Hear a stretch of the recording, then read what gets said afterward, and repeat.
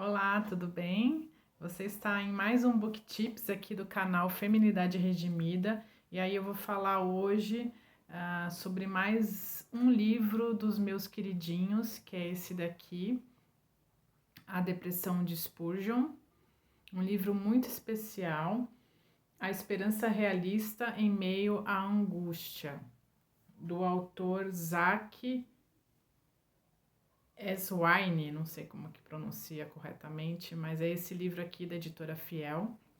E o porquê eu escolhi ele, creio que a gente está passando por um momento muito difícil, né, na nosso mundo, com a pandemia, com o Covid, com muitas pessoas morrendo, e isso é uma abertura, é um contexto propício para que a gente venha desenvolver, né, sentimentos de tristeza e até no extremo uma depressão, né? Então eu indico esse livro e esse livro ele é baseado na obra do pregador, o famoso príncipe dos pregadores, o Charles Spurgeon. E aí, o autor desse livro, o que ele faz? Ele pega os sermões do Charles Spurgeon, tudo que tem escrito e analisa sobre essa perspectiva para tentar entender como Spurgeon lidava com a questão da depressão, tanto os próprios sentimentos, em relação aos próprios sentimentos de tristeza, quanto como ele consolava outros e como ele abordava esse tema de depressão.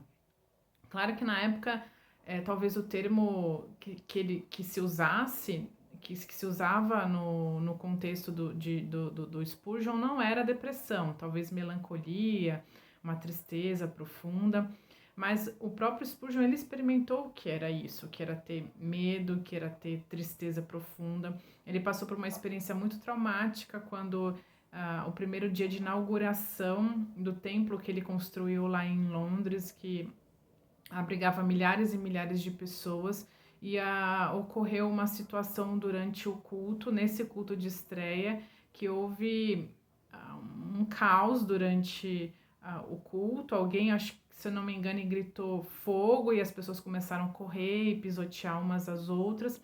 E nisso várias pessoas morreram e isso foi amplamente divulgado pela mídia, por, por onde ele vivia, né? E ele ficou extremamente impactado, extremamente traumatizado por causa desse evento, né? Então, na sequência disso, ele passa por muita dificuldade de voltar a pregar.